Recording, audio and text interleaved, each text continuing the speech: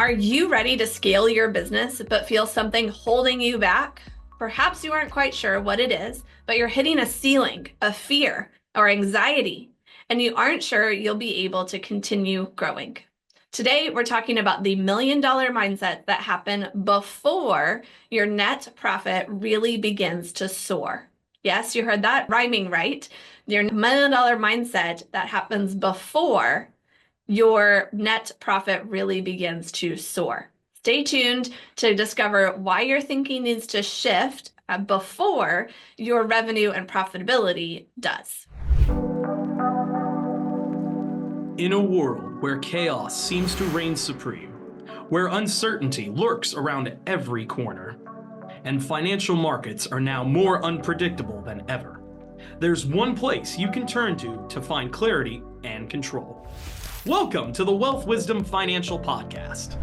Hey, I'm Brandon. And I'm Amanda. Join us as we dive deep in the world of personal and business finance to assist you in navigating through the chaos and building the financial future you deserve.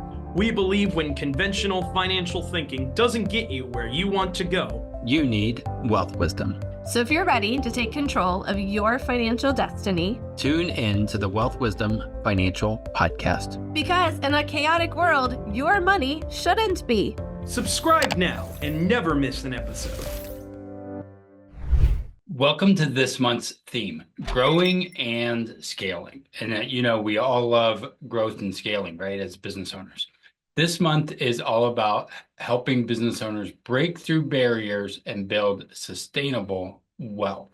We're passionate about helping entrepreneurs like you create businesses that serve your life, not the other way around where the business is serving everybody else. And you know what I'm talking about. Or you're serving your business like a slave. Yeah, like we don't want that. We want it to serve you. And that's the whole point of this episode. And frankly, all the stuff that we do. Yeah.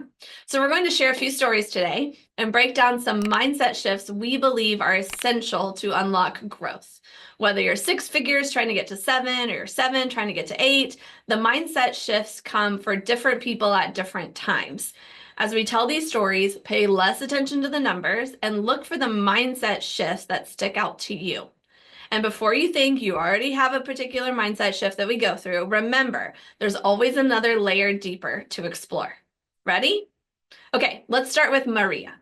Yeah, so I sat across from Maria at her favorite coffee shop, because we love coffee shops. So she has a design agency that had hit $750,000 in revenue. And from the outside, everything looked incredible. She had a new downtown office, a team of 8 designers, big name clients. But as she sipped her latte, I could see the exhaustion in her eyes. Have you ever been in those places where you could just see it on somebody else? You knew they were struggling. So she told me, I'm working 70-hour weeks, she confessed.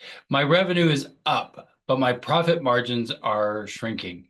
Everyone's congratulating me on my success, but honestly, I made more money and had more freedom when it was just me and 2 contractors. Yeah. How can that be? Well, Maria's story isn't unique. We often see this pattern with clients who are stuck. They're working harder than ever, and that $1 million milestone seems just out of reach. And here's the truth that Maria needed to hear. The roadblock isn't her strategy or her market, it's her mindset. Yep. Before you can scale to record profits, we believe 3 mental shifts are critical.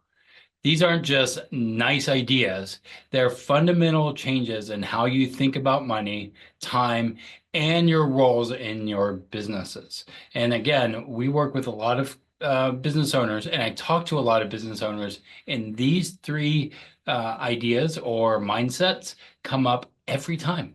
Yeah. It's kind of strange. And what we're going to talk about today got you thinking of an episode that came out last month. Yeah, we a couple weeks ago, it was the April 16th episode, Delegation Strategies for Control Freak Entrepreneurs. It's a really fun episode and a really fun title because, there's control freaks sometimes around. And what do we do? How do we overcome that? In that episode, we discuss what got you here won't get you there. Try to say that again. Yeah. What got you here won't get you there. So not required, but maybe if you're like trying to figure out like how do I get to that next level and you're looking for delegation strategies, we got a really cool matrix that we developed. It's not the one you think you know. We premiered. That's the word I'm looking Yeah, for. there you go. Premiered in that episode.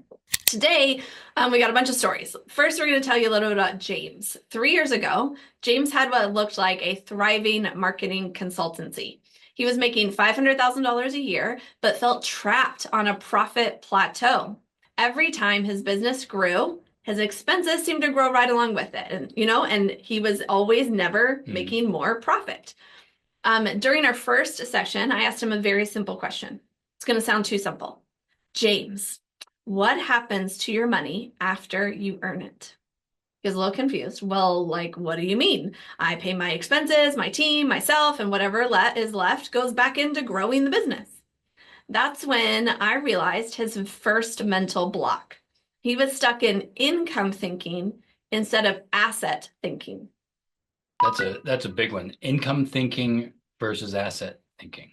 So most six-figure business owners like James are still in the paycheck mindset. I mean, they literally probably were working for the man, and now they are the man for themselves, and they're focused on bringing in more money each month. But millionaire business owners think differently. They focus on building assets that create lasting wealth. This is exactly what banking yourself concept teaches us. Instead of chasing higher income that gets eaten up by taxes and lifestyle inflation, the business owner creates generational wealth, builds businesses that continuously fund their and their family's future. Your business should be creating assets you control, not just income you spend. So what did James do? James began setting aside 10% of his revenue immediately when it was received, before allocating it to expenses. He would put it in a specially structured asset that grew tax-free. That's when something remarkable shifted. Not only did he create a wealth-building machine separate from his business, but the discipline of allocating that money first forced him to make smarter decisions with the remaining 90%. James learned that greater income does not translate into greater wealth automatically. Actually, the default is that greater income expands lifestyle, and then when that income goes down, debt and bankruptcy often follow. Yep. James didn't have to start eating ramen or skipping his morning local brew to make this happen. Even though, we love our ramen. I mean, good ramen. Good ramen, yeah. His business didn't have to downsize the team to save 10%. He simply decided building wealth was more important. He had that mindset shift. And then he just started shifting a mere 10% toward that goal. And then as his business grew, so did his wealth. And that wealth gave him a cushion for when income went down. And that wealth also gave him freedom to work more profitably rather than just take on projects to get bigger and bigger for bigger sake. Yes, shifting from income thinking to asset thinking is powerful, and it closely relates to the second mindset shift. The second mindset shift is from revenue obsession to profit prioritization. Revenue obsession to profit prioritization. Now, first, this is going to sound like the last one, but it's different. Sophia is a great example here. Sophia. She runs, not that great. Sophia. Not from Golden Girls. Not the Golden Girls Sophia, different Sophia.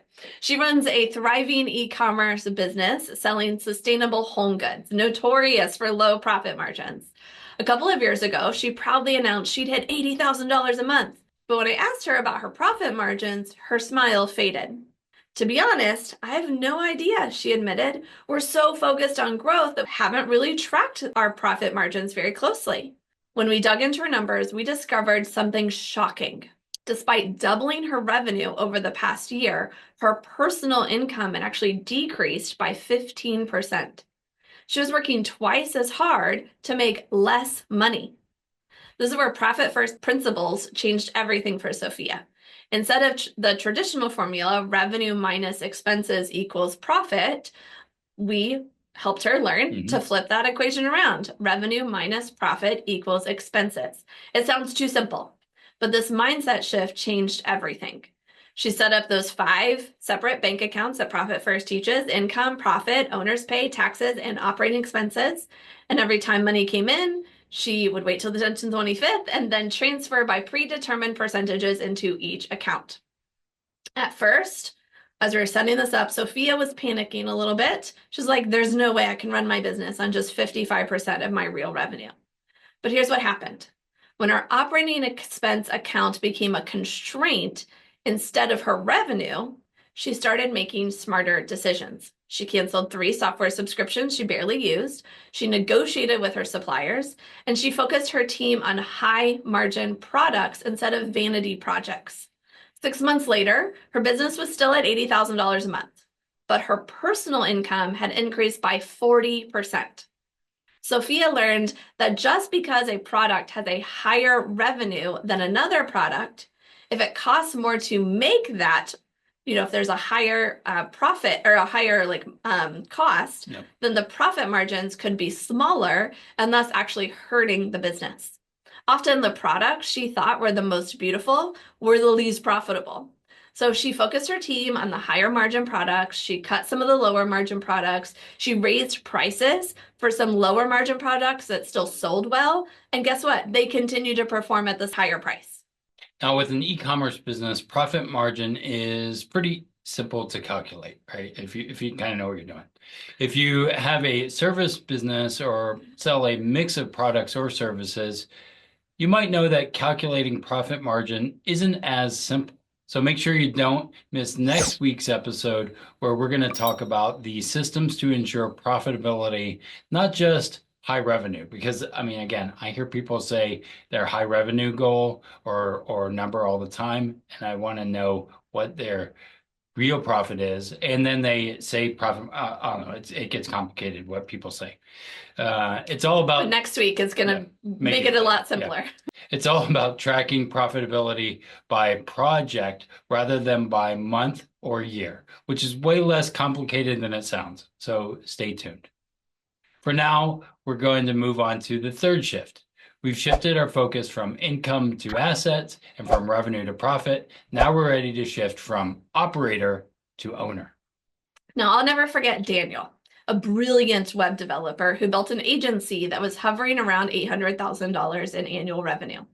One day, I asked him to show me his calendar for the previous week. As I suspected, it was packed with client meetings, coding sessions, employee training. Every hour was accounted for, and not a single block was dedicated to strategic thinking or business development. Daniel, I said, you haven't built a business. You've built yourself a demanding job with employees. He nodded slowly, right? Not wanting to realize, but realizing.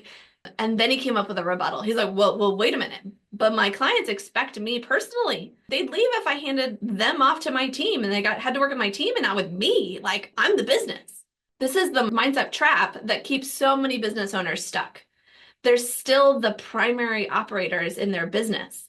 They're the ones fulfilling services, serving clients, putting out fires. And as long as they remain in that role, their business can never grow beyond their personal capacity. So Daniel spent the next 3 months making that mental shift from operator to owner. First, he decided he's going to do it. And then he documented his unique process for client work. Then he identified his 3 most talented team members and trained them on that process. And then finally, and this was the hardest part, he started transitioning existing clients to these team members. Now, did he lose some clients? Yes. He lost about 15% of them. But here's the amazing part. With his newfound time, he was able to focus on high-level strategy and business development. And within 6 months, new client acquisitions were up 40% more than making up for those who had left. Now, this isn't about removing yourself entirely. It's about elevating your role. As the cliche goes, you should be working on the business, not just in it. And again, people use that cliche all the time. And I think most of the time, those people are working on the business, not just in it, right? So, and that's just interesting what we see. And this shift has to happen in your mind before it can happen in reality. It has to happen here before it happens out there. Daniel decided to move from operator to owner, and it took 3 months to make real meaningful progress. It took many more months to continue moving towards more and more ownership work and less operator responsibility. It never would have happened, though, if he wouldn't have decided to do it, if he wouldn't have stepped into that change. Yeah, so stay tuned after the break for the roadblocks that keep too many business owners from making these 3 shifts from income to assets, from revenue to profit, and from operator to owner.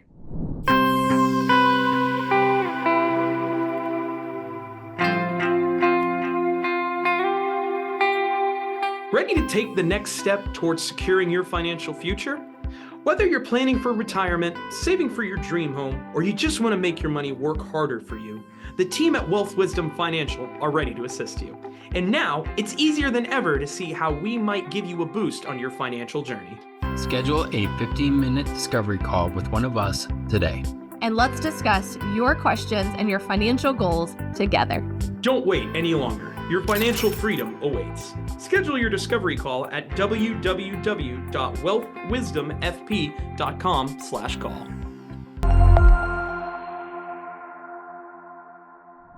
So I can already hear what some of you are thinking. We heard it from Maria, from James, and from Sophia, and from Daniel. Gotta say it like me. Sophia. Okay. They say, I don't have time to think about my mindset shifts.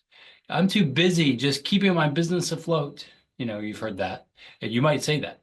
I can't afford to take profit first. I need every dollar to keep business growing. My clients would leave if I won't personally be involved in every project. Those are just a few of those things. Have you ever said those? Yeah. So another story. I remember sitting across from Rachel, a talented consultant who had built a $500,000 practice. When I suggested she needed some of these mindset shifts, she just laughed at me. She's like, ha, that sounds great in theory, but you don't understand my situation. I'm working 60 hours a week just to keep up with my client demands. I don't have the luxury of stepping back to think about mindset. 6 months later, Rachel called me. Her voice is a little different, this time more tired. I'm in the same place, she admitted. Still working 60 hours a week, still making roughly the same revenue. Nothing has changed. That's when I told her something and it finally clicked. I said, the hamster wheel is never going to get you to the next level unless you step off of it and change your approach. I mean, you can kind of picture this in your head right now. Picture a hamster on a wheel. He's in the cage. There's 2 levels to the cage. The wheel's on the bottom. Just keep going. The wheel's on the bottom of the cage. And the hamster is just continuing to go, go, go. How does the hamster get to the second level of the cage? They get off the hamster wheel. They look around. They find the ladder or the stairs or whatever it is that's there. They have to change their approach. So Rachel started small. She blocked off just 2 hours every Monday morning for strategic thinking. Those 2 hours, she was off the hamster wheel looking for the different approach, right? She opened a separate profit account, started transferring just 2% of that revenue into it. She identified one small client project she could delegate to her most trusted associate. And she just kept going 2 hours every Monday morning, finding small shifts to make. And a year later, Rachel's business had grown to $750,000, but more importantly, she was only working 40 hours a week instead of 60, and her profit margin had doubled. So remember that every successful business owner once stood where you are now. The difference is they realized they couldn't scale their business until they scaled their thinking first. You have to scale your thinking first before you can scale all the other things. So this is the same thing that happened to us in our business. We're talking from experience here. We were a couple of years in, we were starting to get burned out, and we started just taking one evening off every week. No phones, no email, just us, some food, maybe a card game, a movie. The number one rule was no talking about business. It's really hard to do because, business was everything for us. Yeah. Then we started adding a morning of strategic thinking. Where I would have a morning, Brandon would have a different morning, where we just have some time to do some thinking about whatever problem we were trying to solve and come up with, the alternate approach to make it happen. A short time later, we adopted Bank on Yourself and started building an asset separate from the business. I think if we hadn't done those first 2 things, the one night off and the 2 hours of strategic thinking, we wouldn't have been ready to hear about Bank on Yourself. Yeah. Right? It's kind of funny how that worked. And then we adopted Profit First and started taking our personal pay seriously. I think if hearing about Profit First after Bank on Yourself, I think made us more ready to start Profit First too. Your order might be different, but for us, it's how it went. And then over the next few years, it just started to snowball in a really good way and ultimately helped us sell our business. Yeah, I think those things, again, thinking about the mindset, having that time to think was really important. A similar thing happened to Alex. His business was stuck at 800K in revenue. He had a dedicated team, loyal clients, and industry recognition. But despite working 12-hour days, he couldn't break through to 7 figures. Today, just 14 months later, his business has cleared 1.3 million in revenue. More importantly, his personal income has doubled, and he's working 35 hours a week instead of 60. What's the difference for Alex? Well, not a new marketing strategy, not a revolutionary product, not an injection of venture capital. The difference was these 3 mindset shifts that we talked about today. Alex started taking 15% of every dollar that came into his business and directing it to wealth building assets that would grow regardless of his business performance. He implemented profit first principles, setting up separate accounts and taking his profit before calculating what he could spend on operations. And he truly embraced his role as owner rather than the operator, investing in systems and team members who could deliver excellence without the constant involvement that he was doing. Yeah, so that $1 million mindset shift isn't something that happens after you scale. It's what enables you to scale in the first place. But here's the key. Alex didn't make these changes overnight. The mindset shift, done. But then he had to work out that mindset shift. He started small, just like we're suggesting you do. This week, maybe you open a separate account for profit and commit to transferring just 1% of your revenue there. It's not about the amount, it's about establishing the habit. And then you can gradually increase that percentage as your business grows. Then look at your calendar and block off just 2 hours next week for strategic thinking, that thinking time book, right? Do this and think about your business. Protect this time as fiercely as you would your most important client meeting. Put that on there and make sure that you protect that time. If you're not sure what to do with that time, use it to identify just one task you currently perform that could be documented and delegated. Take the first step towards elevating your role from operator to owner and schedule the time to be able to do the little shift that you can delegate. Yeah, actually, I just thought of something. Today, this looks like 20 minutes Monday through Saturday in the morning as part of my morning routine, which is, I guess, more than 2 hours. Yeah. Roughly, maybe 20 to 30 minutes per day each day is when I'm doing my strategic thinking. It's been really hard to have a 2-hour block to do that. So mix and mingle this, see how it could work for you. At least 20 minutes, right? Yeah. Right. But then more days, especially as part of your morning routine, you'll make it happen, right? Okay. And finally, if you haven't explored the bank on yourself concept as a way for business owners to build wealth independent of their business that can still be used to grow their business, then we invite you to schedule a discovery call with us at wealthwisdomfp.com/call. We'd love to help you learn more, confirm if it's a strategy that could help you shift from an income focus to an asset focus and start building, this kind of asset using the bank on yourself concept. Again, that website is wealthwisdomfp.com/call. Just 1 month after starting these types of changes, Alex reported, for the first time, I feel like I'm building a real business, not just chasing the next client or the next project. Are you ready to experience that same shift where you feel like you're building a real business, not just chasing after the next thing? Well, then today we're publishing the $1 Million Diagnostic. This is going to help you identify exactly where your current thinking is holding you back. To get this diagnostic, join the Wealth Wisdom financial community as a premium member. You can find out all about membership at wealthwisdom.mn.co. We'll put a link in the show notes too. Check out this diagnostic, see what it reveals to you. It could be the turning point in your business journey, just like it was for Alex. Yeah, there are so many resources in the community at wealthwisdommn.co that Amanda has created, that the community has created, that can help you level up the business. You don't have to do it alone, right? That's a big thing. And in case you didn't know, we publish Millionaire Mindset posts every Monday in the Wealth Wisdom Financial Community. We call it Millionaire Mondays. Yeah. If you want to learn to think like a millionaire, even if you're one already, learning to think like a billionaire, I guess. Or working on your next million. And then join us free at wealthwisdom.mn.co for that Millionaire Monday mindset shift. That is the free part of the community. Yeah. So there's the free version and there's a premium version. The premium version has a lot to offer. The free membership is amazing too. Particularly, I love those Millionaire Monday posts that we do that are all about mindset. You can check out all of these things, start a free trial of the premium or, whatever at wealthwisdom.mn.co. Again, link in the show notes. Thanks for joining us. Hit that subscribe button so you don't miss next episode. We're going to talk a little bit about how you do some financial systems to be able to track things like profitability. And we hope that you live long and profit. The stories in today's episode are based on real life, but just like Law & Order, they are fictional and do not depict any actual person or event. Also, the topics presented in this podcast are for general information only and not for the purposes of providing legal, accounting, or investment advice. On such matters, please consult a professional who knows your specific situation. So should we have done the dun-dun? Dun-dun. Yep. Yeah, Yeah, for sure. Next time. Next time.